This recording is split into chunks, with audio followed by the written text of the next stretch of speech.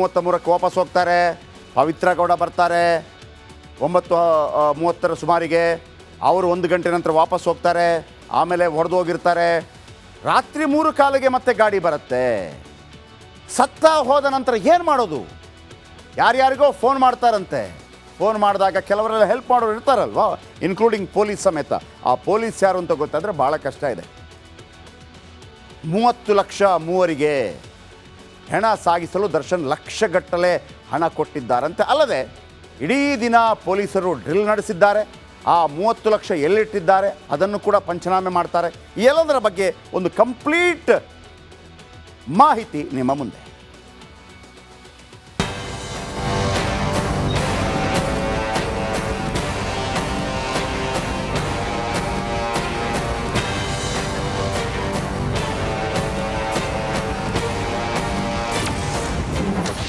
ರೇಣುಕಾಸ್ವಾಮಿ ಹತ್ಯೆ ಕೇಸ್ಗೆ big twist. ನಟ ದರ್ಶನ್ ಮತ್ತು ಗ್ಯಾಂಗ್ಗೆ ಪೊಲೀಸ್ ಡ್ರಿಲ್. ರೇಣುಕಾಸ್ವಾಮಿ ಕೊಲೆ ಕೇಸ್ನಲ್ಲಿ ನಟ ದರ್ಶನ್ ಅರೆಸ್ಟ್ ಆಗಿದ್ದಾನೆ. ಇದೀಗ ಕೊಲೆ ಕೇಸ್ನಲ್ಲಿ ಸ್ಫೋಟಕ ತಿರುವು ಸಿಕ್ಕಿದೆ. ತಾವೇ ಕೊಲೆ ಮಾಡಿದ್ದೇವೆ ಅಂತ ಹಂತಕರು ಸರೆಂಡರ್ ಆದರೂ ಕೂಡ ಪ್ರಕರಣದ ಹಿಂದಿರೋ ಕೈ ಮಾತ್ರ ದರ್ಶನ್ದು ಎನ್ನಲಾಗ್ತಿದೆ.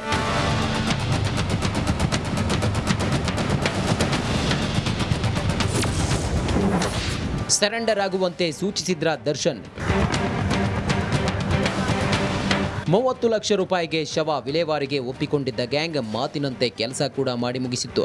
ಆದರೆ ಶವ ಬಿಸಾಕಿದ ಬಳಿಕ ಭಯ ಶುರುವಾಗಿದ್ದು ಮೂವರನ್ನ ಸರೆಂಡರ್ ಆಗುವಂತೆ ದರ್ಶನ್ ಹೇಳಿದ್ದನಂತೆ. ತನಿಖೆ ವೇಳೆ ದರ್ಶನ್ ಫೋನ್ ಪರಿಶೀಲಿಸಿದಾಗ ಕೊಲೆ ದಿನ ನಡೆದ ಚಾಟಿಂಗ್, ಕಾಲಿಂಗ್ ಲಭ್ಯವಾಗಿದೆ.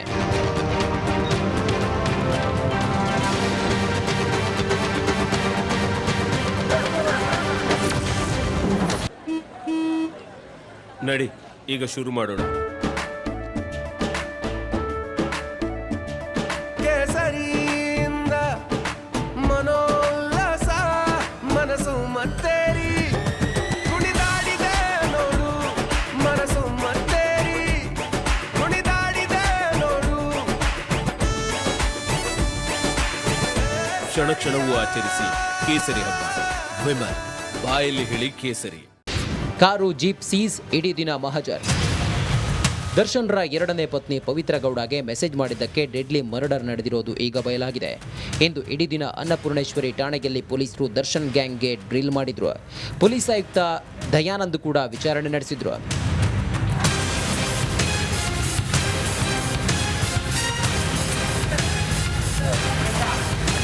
ಅಲ್ಲದೆ ರೇಣುಕಾಸ್ವಾಮಿ ಕೊಲೆಗೆ ಬಳಸಿದ್ದ ಕಾರು, ಜೀಪ್ ಸೀಸ್ ಮಾಡಲಾಗಿದ್ದು ದರ್ಶನ್ ಬಳಸುತ್ತಿದ್ದ ಕೆಂಪು ಬಣ್ಣದ ಜೀಪ್ನಲ್ಲಿ ಮದ್ಯದ ಬಾಟಲ್ ಪತ್ತೆಯಾಗಿದೆ.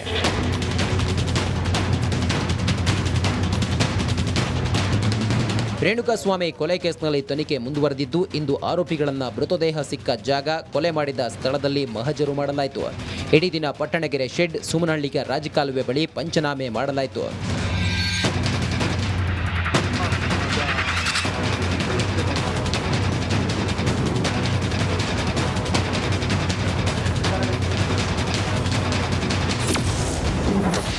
ಸಿಎಂ ಗೃಹ ಸಚಿವರಿಂದ ಪ್ರತ್ಯೇಕ ಮೀಟಿಂಗ್. ಸ್ಯಾಂಡಲ್ವುಡ್ನಿಂದ ಬ್ಯಾನ್ ಆಗ್ತಾರಾ ದರ್ಶನ್? ಅಭಿಮಾನಿ ರೇಣುಕಾಸ್ವಾಮಿ ಕೊಲೆ ಕೇಸ್ನಲ್ಲಿ ನಟ ದರ್ಶನ್ ಬಂಧನ ಆಗಿದೆ. ಈ ಬಗ್ಗೆ ಸಿಎಂ ಸಿದ್ದರಾಮಯ್ಯ ಹಾಗೂ ಗೃಹ ಸಚಿವ ಜಿ ಪರಮೇಶ್ವರ್ ಪ್ರತ್ಯೇಕವಾಗಿ ಚರ್ಚೆ ನಡೆಸಿದ್ದಾರೆ. ನಡೆದೋಗಿದೆ ಘಟನೆ, ಅವನ ಪ್ರಾಣ ಹೋಗಿದೆ. ಈಗ ಯಾರು ಏನು ಮಾಡೋದಕ್ಕಾಗೋದಿಲ್ಲ. ಆದರೆ ಕಾನೂನಿನ ಪ್ರಕಾರ ಏನು ಕ್ರಮ ತಗೋಬೇಕು ಅದನ್ನು ಪೊಲೀಸ್ ಇಲಾಖೆ ತಗೊಳುತ್ತೆ. ನೋಡಬೇಕು. ನಾನು ಇವತ್ತು ಮುಖ್ಯಮಂತ್ರಿಗಳ ಜೊತೆಯಲ್ಲಿ ಮಾತಾಡ್ತೇನೆ. ಅವ್ರ ಮನೆಯವರಿಗೆ, ಕುಟುಂಬ ವರ್ಗದವರಿಗೆ ಏನು ಮಾಡಬೇಕು ಏನು ಅಂತೇಳಿ ಚರ್ಚೆ ಮಾಡ್ತೇನೆ ಮುಖ್ಯಮಂತ್ರಿಗಳ ಜೊತೆ. ಇನ್ನು ದರ್ಶನ್ ಕೃತ್ಯದಿಂದ ಸ್ಯಾಂಡಲ್ವುಡ್ ಹೆಸರು ಹಾಳಾಗಿದೆ. ಈ ಘಟನೆ ಚಿತ್ರರಂಗಕ್ಕೆ ಶೋಭೆ ತರುವಂತದ್ದಲ್ಲ ಎಂದು ಹೇಳಿರುವ ಫಿಲ್ಮ್ ಚೇಂಬರ್ ಎನ್.ಎಂ. ಸುರೇಶ್ ಈ ಬಗ್ಗೆ ಕ್ರಮ ಕೈಗೊಳ್ಳೋದಾಗಿ ಹೇಳಿದ್ದಾರೆ. ಕಾನೂನಿನ ಪ್ರಕ್ರಿಯೆ ನಡೀಲಿ. ಅದಾದಮೇಲೆ 3-4 ದಿನ ಕರೆಸ್ತೀವಿ. ನಾವೆಲ್ಲ ಕಲಾವಿದರು ಕರೆಸ್ತೀವಿ, ಮನೆಗೆ ಚಿತ್ರರಂಗ ಕಲಾವಿದ ಸಂಘ ಕರೆಸ್ತೀವಿ, ನಿರ್ಮಾಪಕರು, ವಿತರಕರು, ಪ್ರದರ್ಶಕರು, ವಿತರಕರು ಎಲ್ಲ ಕರೆಸಿ ಕೂರಿಸಿ ಚರ್ಚೆ ಮಾಡಿ ಏನು ಮಾಡಬೇಕು ಅಂತ ಮುಂದಿನ ದಿನಗಳಲ್ಲಿ ಕಾನೂನು ನಡೆಯಲ್ಲೇ ನಾವು ಕೆಲಸ ಮಾಡ್ತಿದ್ದೀವಿ. ಇನ್ನು ನಾಳೆ ಚಿತ್ರದುರ್ಗಕ್ಕೆ ತೆರಳಿ ಸ್ಥಳ ಮಹಜರು ನಡೆಸುವ ಸಾಧ್ಯತೆ ಇದ್ದು ಈ ಕೊಲೆ ಕೇಸ್ ದರ್ಶನ್ ಮತ್ತು ಗ್ಯಾಂಗ್ಗೆ ಉರುಳಾಗಿ ಸುತ್ತುಕೊಂಡಿದ್ದು ಜೈಲುವಾಸ ಫಿಕ್ಸ್ ಎನ್ನಲಾಗುತ್ತಿದೆ.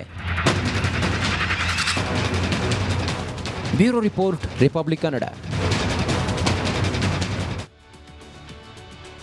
ಓಕೆ, ಈ ನಡುವೆ ಮೊನ್ನೆ ಈ ಕೊಲೆ ಆಗತ್ತಲ್ಲ, ಕೊಲೆ ಆದ ನಂತರ ಸರೆಂಡರ್ ಆಗ್ತಾರೆ. ಸರೆಂಡರ್ ಆದಾಗ ಅವರ ಹೆಸರು ಬಾಯಿ ಬಿಡ್ತಾರೆ. ಬಾಯಿ ಬಿಟ್ಟಾಗ ದರ್ಶನ್ ಅಂತ ಗೊತ್ತಾಗುತ್ತೆ. ಪೊಲೀಸ್ ಅಧಿಕಾರಿಗಳಿಗೆ ತಮ್ಮ ಮೇಲ್ನವರಿಗೆ ಈ ವಿಚಾರ ತಿಳಿಸ್ತಾರೆ.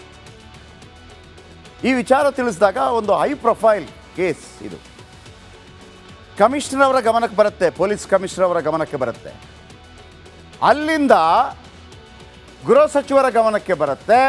ಅಲ್ಲಿಂದ ಮುಖ್ಯಮಂತ್ರಿ ಸಿದ್ದರಾಮಯ್ಯನವರ ಗಮನಕ್ಕೆ ಬರುತ್ತೆ. ಇದು ನಿನ್ನೆ ನಡೆದಂಥ ಘಟನೆ, ಹೇಳ್ತೀನಿ ಕೇಳಿ.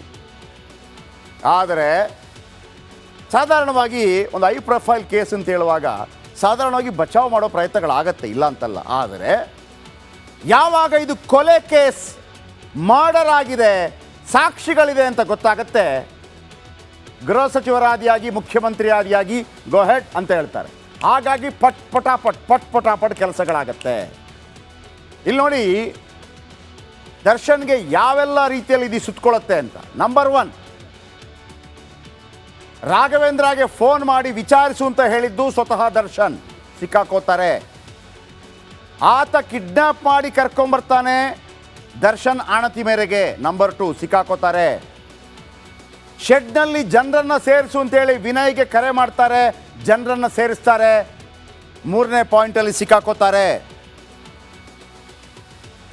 ಆ ನಂತರ 3 ಬಾರಿ ವ್ರ್ಯಾಂಗ್ಲರ್ ಜೀಪಲ್ಲಿ ಬಂದು ಹೋಗ್ತಾರೆ, ಇನ್ಕ್ಲೂಡಿಂಗ್ ಪವಿತ್ರ ಗೌಡ ಕೂಡ ಬಂದು ಹೋಗ್ತಾರೆ. 4ನೇ ಪಾಯಿಂಟಲ್ಲಿ ಸಿಕ್ಕಾಕೋತಾರೆ. ಇವರೆಲ್ಲ ಹೇಳಿಕೆಯನ್ನು ಕೊಡ್ತಾರೆ, ಅಣ್ಣನನ್ನು ಬಚಾವ್ ಮಾಡಿ ಅಂತ ಹೇಳಿ. 3 ಜನ ಹೋಗಿ ಸರೆಂಡರ್ ಆಗ್ತಾರೆ. ಸರೆಂಡರ್ ಆಗಿ ಹಣಕಾಸಿನ ವಿಚಾರಕ್ಕೆ ಗಲಾಟೆ ಆಯಿತು. ಸರ್ ಕೊಂದು ಬಿಟ್ವಿ, ಗೊತ್ತಿಲ್ಲ, ಏನಾದರೂ ಕಾಪಾಡಿ ಅಂತ ಹೇಳುವಾಗ ಅಲ್ಲಿಗೆ ಮುಗಿದೋಗುತ್ತೆ ಅಂತ ಅಂದ್ಕೊಂಡಿದ್ರು. ಯಾಕಂದರೆ ಹೆಣ ಕೊಚ್ಕೊಂಡು ಹೋಗುತ್ತೆ ಅಂತ ಅಂದ್ಕೊಂಡಿದ್ರು. ಮಳೆ ಬಂದು ಹೆಣ ಅಲ್ಲಿ ಸಿಕ್ಕಾಕೊಂಡ್ಬಿಡತ್ತೆ. ಆಗ ಇವರು ತಲೆ ಓಡಲ್ಲ. ಆ 3 ಜನ ಹಂಗೆ ಹೇಳಿದಾಗ ಮೊಬೈಲ್ ಕೊಡಿ ಅಂತ ಕೇಳ್ತಾರೆ. ಮೊಬೈಲ್ ನೋಡಿದಾಗ ದರ್ಶನ್ ಜೊತೆ ಸಂಭಾಷಣೆಗಳು, ಚಾಟು ಎಲ್ಲವೂ ಆಗಿರುತ್ತೆ. ಏನಪ್ಪ ಅಂತ ಕೇಳಿದಾಗ ದರ್ಶನಿಂದ ಆಗಿದೆ ಇದು. ಆಗ ದರ್ಶನ್ ಅವರನ್ನು ಅರೆಸ್ಟ್ ಮಾಡೋದು ಅಷ್ಟು ಸುಲಭ ಆಗಿರೋದಿಲ್ಲ ಒಂದು ಹೈ ಪ್ರೊಫೈಲ್ ಕೇಸ್ ಆದಾಗ. ಪೊಲೀಸರು ಏನು ಮಾಡಿದ್ದಾರೆ, ಈ ಕಾಲ್ ರೆಕಾರ್ಡ್ಸ್ ಇರುತ್ತಲ್ಲ, ಇವರೆಲ್ಲ 4 ಜನ 3 ಜನ ಮಾಡಿದಂಥ ಅದನ್ನು ತಕ್ಷಣವೇ ತೆಗೆಸ್ತಾರೆ. ಪೊಲೀಸರಿಗೆ ಮಾತ್ರ ಅಧಿಕಾರ ಇರುತ್ತೆ. ಆಗ ಈ 3 ಹೇಳಿದ್ದು ಅವರ ಮೊಬೈಲ್ ಮತ್ತು ದರ್ಶನ್ ಮೊಬೈಲ್ ಒಂದೇ ಟವರ್ ಕೆಳಗಿದೆ ಅಂತ ಗೊತ್ತಾಗತ್ತೆ. ಅಂದರೆ ಶೆಡ್ಗೆ ದರ್ಶನ್ ಬಂದಿರೋದು ಖಾತ್ರಿ ಆಗತ್ತೆ. ಅಲ್ಲಿ ಸಿಕ್ಕಾಕೋತಾರೆ.